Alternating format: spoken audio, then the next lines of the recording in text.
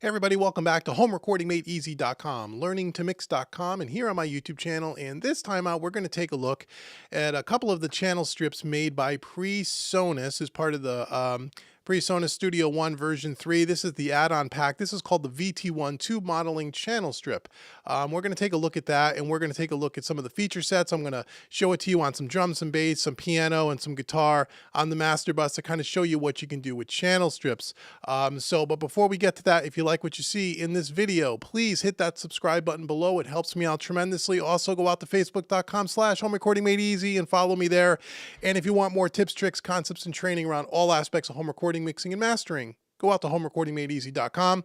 And if you want to join a membership community of like-minded individuals who want to get better at their mixing skill set, head on over to learningtomix.com and check out what I have going on over there with Pete Woj from mixbetternow.com. We have a growing community of home recording musicians, audio engineers who are learning and getting better at the craft of mixing. So that's a really cool community to get a part of. Go checking out learningtomix.com. So let's now head on over to Studio One and let's take a look at this VT1 tube modeling channel strip. Now, before we kind of get into this, one of the things that I love about Presonus, as you know, I'm a big Presonus Studio One user. If you've been following me for a while, I've been using Studio One now for 3 or 4 years. And what's never ceases to amaze me about Presonus and the development of Studio One is over the last couple of years now, especially in the last year, they've really been diving in deep now and to start emulating some of these old analog type of plug-in emulations, like companies like Universal Audio and Waves and Stephen Slate. They're known for taking some of the most sought-after pieces of hardware and making a copy of that as a plug-in, so we can now get that analog vibe and tone and feel from our digital audio workstation. And Presonus is one of the first DAW companies that I'm aware of that is really now trying to kind of dip their toe in the water of doing that, where there may not be copying a very specific piece of gear, but they're trying to get into that more analog style type plugin, and the VT1 is one of those creations. What Presonus calls it is state space modeling. So they have the VT1 here, and they also have the RC500, which we'll take a look at in another video, as well as modeling things like the 1176 compressor, the LA2A compressor, the Pultec EQ, a Neve style EQ as well, all part of their Fat Channel plugin, which we'll talk about again in other videos. They're really diving in deep now into getting into these analog style plugin emulations because they're hugely popular, and I give Presonus a lot of credit for doing this, and they sound quite good, which we're going to check out here in a second. Now, the VT1 and the RC500 come as a collection called the Channel Strip. I think it's called Classic Channel Strip collection, which you can find on their website. It's an add-on pack to Studio One, I believe, for $79 US. So if you go out to the Presonus shop, presonus.com/shop, you'll see it there, and that will work with the professional version of Studio One, and I also believe it'll work with the artist version. I don't think you have to buy an additional plugin pack for a Presonus add-on, but you may want to check that out as well. So this particular plugin doesn't come stock with the Studio One Professional. This particular plugin, as with the RC500, you have to go ahead and you have to purchase that as an add-on. But it's a really cool plugin. I want to check it out. So let's take a look at this. Now, anyone that's been following me for a while, you know I love to use channel strips. I love the Universal Audio channel strips, a lot of the Waves channel strips. I love channel strips for a couple of reasons. First and foremost, it's kind of an all-in-one plugin. Just like this plugin, most channel strips, you'll have a high-pass and low-pass filtering, you'll have a compressor, you'll have an EQ, some of them will have gates. And what they try to achieve with these channel strips is they try to not only emulate the sound of a specific channel strip or analog console or what have you, as far as the EQ and the compressor is concerned, but also the input and the output transformers, and every channel strip acts a little differently. So it's nice to have everything all in one plugin. And also, again, they have a very specific, usually a unique type of tone. So when you put these across all of your tracks in your mix, you now kind of give your whole mix kind of a sense of cohesiveness and kind of a similar vibe. And that's what we kind of did here. So let's take a look at the controls here on the VT1. It's laid out pretty simply, which I really like. Over here in the top left-hand corner, we have our input side. We have a high-pass filter, which we could turn on and off with this toggle switch here. And we have a trim knob that we can go ahead and boost the gain coming into the preamp section or reduce the gain of the plugin. Underneath that, we have this impedance dial. And what this is going to do is this is going to kind of emulate different impedances if you were hooking up, like, say, different hardware, microphones and stuff to an analog piece of gear. The impedance usually changes. And this is just going to give you a little bit of different color, which we'll demonstrate here. So it's just kind of a tonal thing. We have a polarity switch, a phase switch here to flip the phase. Then we also have this gain knob here. Now, how this gain knob is a little different from the trim knob is the gain is going to go ahead, and then it's a stepped switch in 5 dB increments where it's going to increase the saturation and going to give you more of a tube color. This is a tube modeling channel strip, so the more you boost this gain, the more kind of tube distortion and color you're going to get. Okay, so that's really cool. So it really adds some nice vibe and some nice color. Underneath that, we have our compression section, the usual suspects: a threshold, a ratio, an attack, and a release. Okay, then we have a bypass down here on the top or the bottom left-hand corner to bypass the compressor. We also have our makeup gain dial here, or dial. And then we have a switch here where we can put the EQ before the compressor or after the compressor. You can go EQ compressor, or if you turn it off, you can go compressor EQ. Okay, in the center section in the middle here, we have our lovely meter here, our VU meter, and we have a toggle switch here. In the up position, it will meter the gain reduction, and in the down position, it'll meter the input. Okay. Then over here in the center, this big dial here, this is a level knob to kind of level match the plug-in, to kind of turn the plug-in itself up or down. And then over on the right-hand side, we have our EQ. We have up here at the top, we have a 2K to 20K, not stepped but variable here, plus or minus 16 dB. In the center here, we go from 800 hertz to 8K, again, plus or minus 16 dB. We have 160 hertz to 2K, and then we have 20 hertz to 250 hertz, again, plus or minus 16 dB. The Q is fixed, but you have a nice sweepable parametric EQ here. Down here, we have an EQ bypass toggle we can turn on and off. We have a high frequency peak and a low frequency peak. Okay, and like with all Presonus plugins, we also have a bunch of different presets. This happens to be on my master bus. I just picked a preset called Master Tube and kind of tweaked it a little bit. And that's what we got kind of going on here. So now what I have across this mix has no other plugins with the exception of on the drums, I've used Auto Align to phase correct the drums. Other than that, there are no other processing. These are raw tracks, not really mixed, kind of a static mix. Down here in brown, we have all of our drums. Standard drum kit, kick, snare, rim shots. We have hi-hats, toms, overheads in a room. In blue, we have our bass. Over here, we have a couple of electric guitars in green, kind of a rhythm guitar and kind of a lead. And then I have a Rhodes piano here. The rest of the mix is turned all the way down, including the vocals, so we don't have any copyright issues. I just want to kind of give you a feel for what this sounds like across drums, bass, guitars, and a piano, a rhythm section. And then all the horns and stuff and all the vocals are muted. On the busing system, I have an instance of the VT1 on the drum bus only, okay, which we'll walk through. And then again, on the master bus, as I showed you, I have another version or an instance of this. So before we get into the individual settings, and I'm not going to walk through every single track and show you every single setting. We'll do that on a couple of tracks. I want to keep this video somewhat short. But what I want to do instantly is I want to turn this off, turn all the plugins off, and then I'm going to kick them all on. Okay, you can see now they're all bypassed, and when I turn on this little button here, you're going to see it turn blue. It means all the instances of the VT1 is going to turn on. I just want you to hear the raw track here, and now kick it on. You can hear what the after effect is here. Okay, so here's the raw track, and then halfway through this loop, I'll turn it on, and then we'll step through the plugin a little bit. Here we go.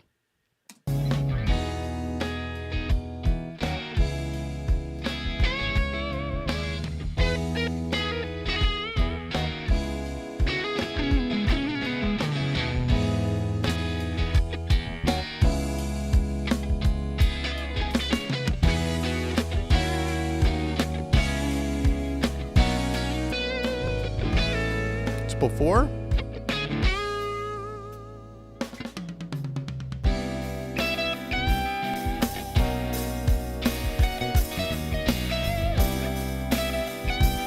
Okay, so it sounds really great. So let's take a walk through a couple of the tracks here and just show you how I have this kind of set. And then I urge you, if you have Presonus Studio One and you don't have this, you may want to go out and check it out. I'm not sure if you can demo it. You have to check their website. You might be able to demo this, but again, it's $79 US. It's really, really great. So let's start off, on the drum bus, for example, just so you can get a feel for this. Let's solo up our drum bus here. Let's just open up our drum bus instance of this. Okay, so I just kept everything on the default setting and tweaked it. So on our drum bus here, I have the high pass filter set at about 20 hertz to get rid of the real low end rumble. And if we turn on the drums here, I'll show you what the impedance kind of does.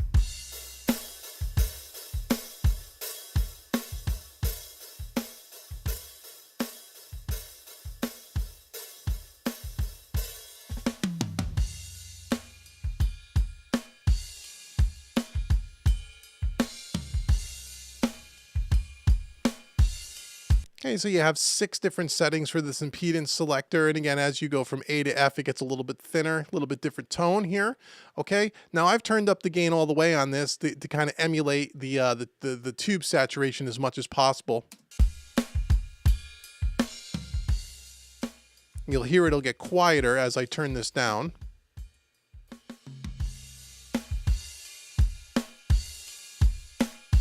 So basically what I did is cranked up the tube kind of saturation here, and then I turned down the level of the plugin to kind of level match it. That's before the plugin, after. Okay, on the drum bus here, we went ahead and I did a 4-to-1 ratio. I have a slow attack here and kind of a fast release. Again, just a couple of dB compression because we are on a drum bus. And that's really it. Maybe a dB of gain makeup here. And here's what we have. You'll see the gain reduction meter. About a dB of compression.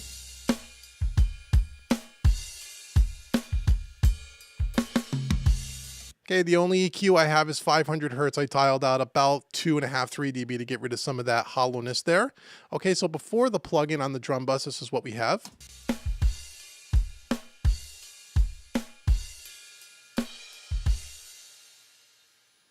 Let it loop around.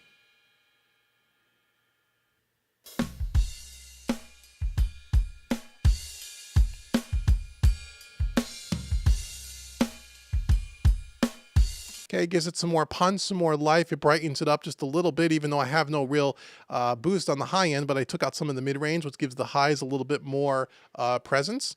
Okay, that's the drum bus. Now, if we go down to things like, let's just take a look at the kick drum, for example.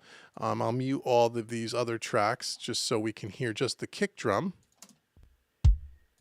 I'll turn it up a little so you can hear it. I'll exaggerate it.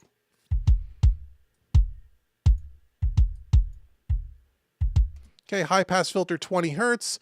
We turned up the gain a little bit here on the trim. I also turned up the tube saturation quite a bit here. And I'm keeping everything on impedance A. I just kind of like the way that sounds. Now on the compressor, on all of my drums, all my individual elements, I'm using the same attack and release time, and the same ratio, 3-to-1 ratio. Reason for that is I want the whole drum kit to kind of breathe together as one individual unit from a compression point of view or perspective, as opposed to a bunch of disjointed drums. I want it to kind of sound like one instrument, right? And then I just use the threshold to dial into taste. So as you can see, we're only getting a couple of dB of compression. Maybe 2.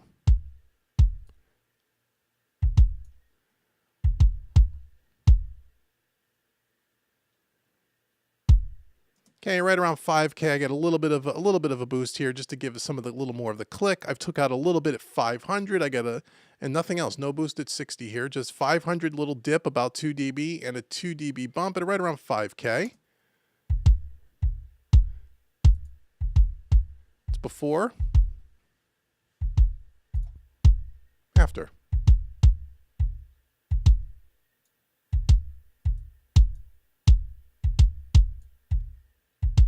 Here, as you turn things up, it's very musical. Doesn't get really shrilly, especially on the high end. You can crank the high end quite a bit on this plugin, and I notice it still sounds musical. It doesn't get real ear piercing. Okay, so that's the kick drum. If I walk through, let's walk through kick and snare, and then we'll take a look at the overheads.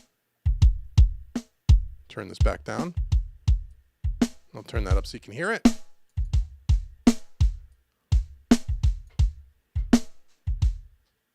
Okay, we got a high pass filter right around 75 hertz or so. Again, we turned up our tube kind of saturation here to about 60. Again, same attack and release time, and we have this should be a 3-to-1 ratio, sorry. 3-to-1 ratio, and we just dialed the threshold to taste. Again, a couple of dB of compression and some makeup gain.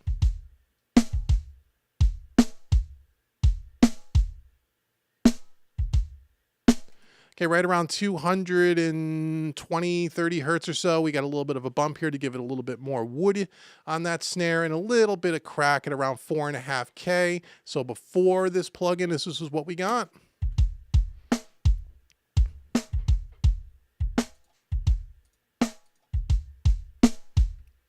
And there's our snare sound. Let's go to the overheads.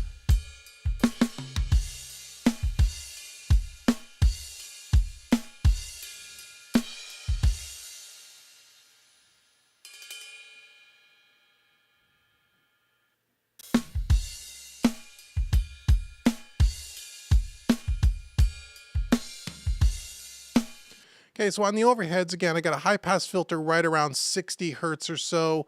I want to hear the whole kit. I don't want it to just be kind of a cymbal mic. I kind of want to hear the whole kit here. I kept the impedance knob on A again, and I turned up the tube gain here. Again, same attack and release time as before, 3-to-1 ratio. We're doing about 2 dB of compression. Again, all the compression I'm doing on the individual tracks is very subtle, 1 to 2 dB. That's kind of like how I like to do it. Doing a little bit of compression on the drum bus as we looked at, and then we're also doing a little bit of compression on the master bus. So we have 3 stages of compression here. So we want to do things in a very controlled way. On the EQ side here, right around 500 hertz, we took a little bit out, about 2 dB out, and right around 10K, about a 4 dB boost, just to give it a little bit of top end. So before this plugin, here's what we have on the overheads.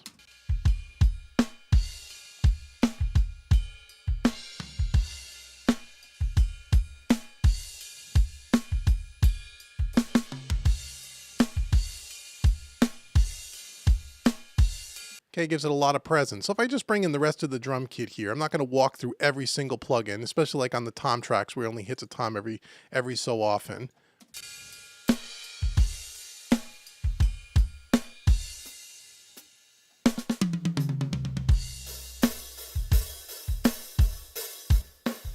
Take all the instances of the plugin out, bring it all back in.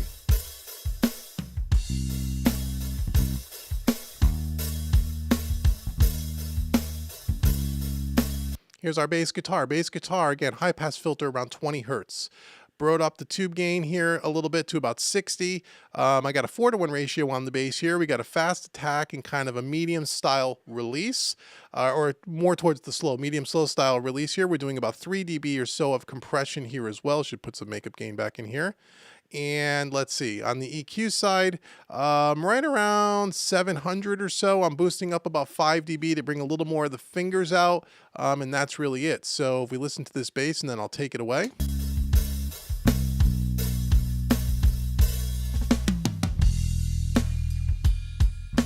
It's before.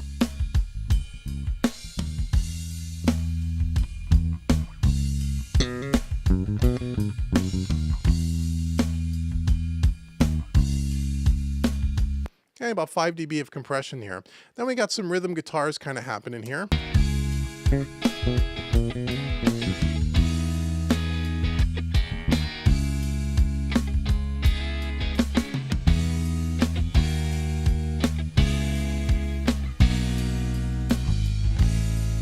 Okay, so doing a little bit heavier compression on this rhythm guitar to keep those transients kind of under control here. So we're doing a high pass filter around 75, 80 hertz. Again, cranking up the tube gain to about 60. We're doing a 3-to-1 ratio here, dialing the threshold to taste to get about 5 dB of compression. Fast attack on that guitar to catch those transients on the front end, and kind of a medium fast release. And let's see, on the EQ, we're doing a little bit of a bump at about 5K, just a dB or 2, nothing major here, and that is really it. So here's this electric guitar.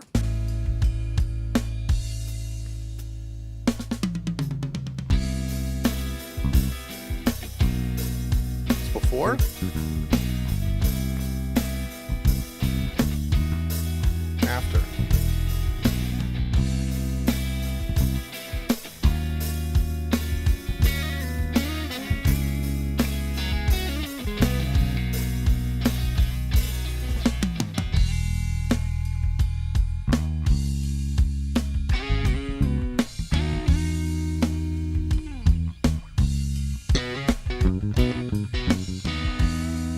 Okay, so on this kind of lead guitar, you're playing the kind of little tasty fills here. We got a high pass filter at 80 hertz. We are boosting up the gain on the tube saturation here to about 50. Again, 3-to-1 ratio. We're doing kind of a medium fast release, and we're doing a fairly fast attack again to keep that performance a little bit more even. We're doing a boost at around 8K to about 5 dB just to give it a little more brightness, and that's really about it. And here we go if we were to bypass the plugin, and I'll bring it in.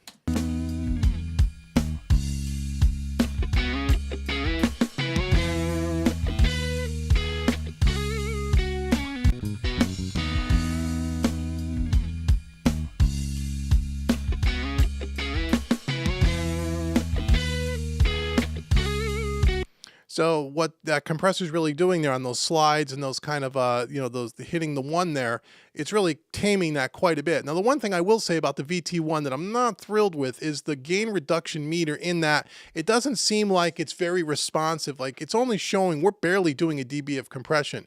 But when you listen with your ears on this electric guitar, this lead guitar, it is clearly compressing more than a half a dB. I mean, you can hear how much, at least I can in the room, or in the cans. I don't know how you're going to hear it over YouTube. And that's the one thing that kind of bugs me a little bit about this, is that it's a good thing that you have to use your ears and listen for the compression as opposed to looking for a number on the VU meter, because I don't believe this thing is representing exactly as much compression. It seems like it's not as sensitive as it needs to be.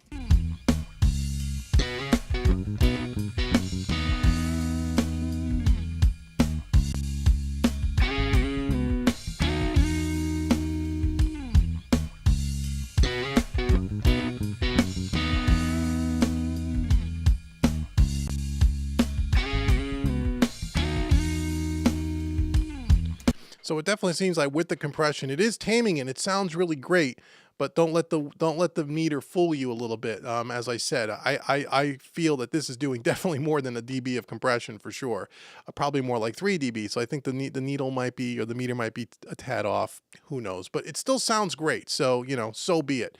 So that's on the guitars, and then lastly, I put it on this little Rhodes piano. And I picked the preset E electric piano and I just tweaked it.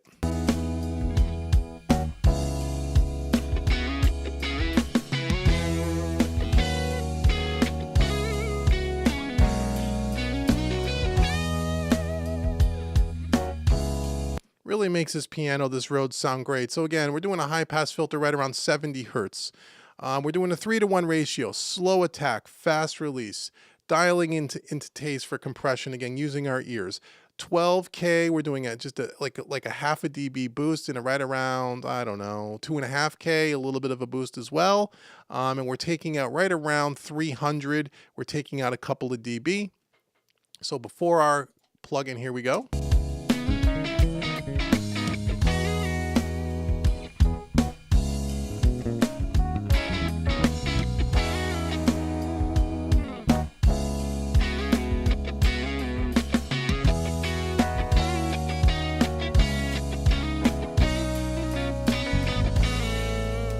Sounds really great.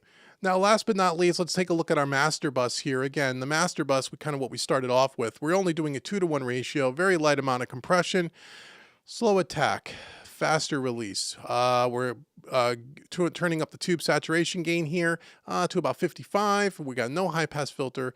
We do, but it's kind of dialed all the way down. We could put that at about 20 hertz. On the EQ side, let's see, what are we doing? Not much. Actually right around 50 hertz, I'm doing a little bit of a 3 dB bump just to bring a little low end in. Again, this is not a mixed track by any means. I just threw this up here and I'm just kind of dialing it in quickly, which is what I like to do. Raw mix, drop the plugins on so you can audibly hear what the plugin is doing. Once you have everything processed with EQ and other compression, this becomes a lot more subtle. So for demonstration purposes, that's why I choose to do it this way. So before, we'll stay with the bypass, and then we'll bring it in and you can hear what this instance on the master bus is doing to this mix.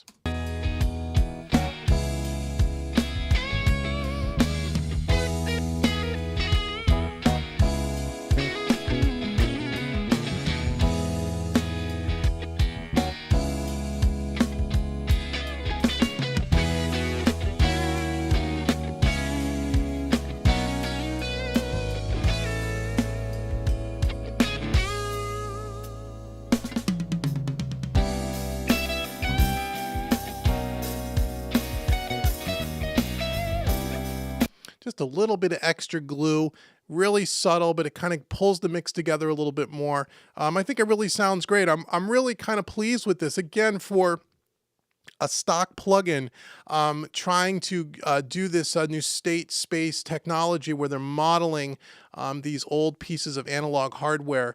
Presonus has really done a great job here. Now, the question is, well, how does it compare to like Universal Audio channel strips and Waves channel strips? Well, it's hard to say because this is not modeled after a very specific piece of equipment that I'm aware of, like a channel strip would be like the SSL channel strip. This isn't necessarily modeled against an SSL, so it's kind of an unfair comparison. And also, I've been playing with a lot of these new state space plugins that Presonus has put out, and I got to tell you that they're great. If you're someone who just has the Studio One and you have all your stock plugins, and now you have the fat channel, which is included without. It's not an add-on pack, it's part of Studio One. And now you don't have any other third-party plugins, and maybe you don't have the budget, or you're just getting into them and you're not too sure, what to buy, and there's so many plugins out there. What do you do? Well, the first thing you do is subscribe to Home Recording Made Easy, because I do tons of plugin reviews and I kind of break all that down, but that's neither here nor there. But getting something like the Virtual Classic Channel Strip Collection by Presonus with the VT1 and the RC500, which we'll look at in another video, I think is really, really great. For $80 US, you get 2 channel strips. They sound vastly different from each other, and they start to add some of that nice analog flavor and continuity to the mix, which is great. So the way to use this is really drop it across all your tracks like I'm doing here, run all your individual tracks through it, put them on the bus, and then you can kind of, double that up with things like the console shaper, which we'll take a look at in another video as well. And now you start having some console emulations, some old vintage style channel strip emulations, and now you start to have a nice kind of an analog-y kind of a vibe, kind of a feel in a mix without having to go to third-party plugins. And I got to tip the hat to Presonus for doing this. A lot of people are critical about these, saying they're not as good as some of the other third-party plugins, but you also got to remember this is kind of their first dip into this, and it's unfair to compare this to, say, a $300 channel strip when this is a $40 channel strip, if you know what I mean. And at the end of the day, it doesn't matter what it costs, and it doesn't matter what manufacturer makes it. Does it sound good?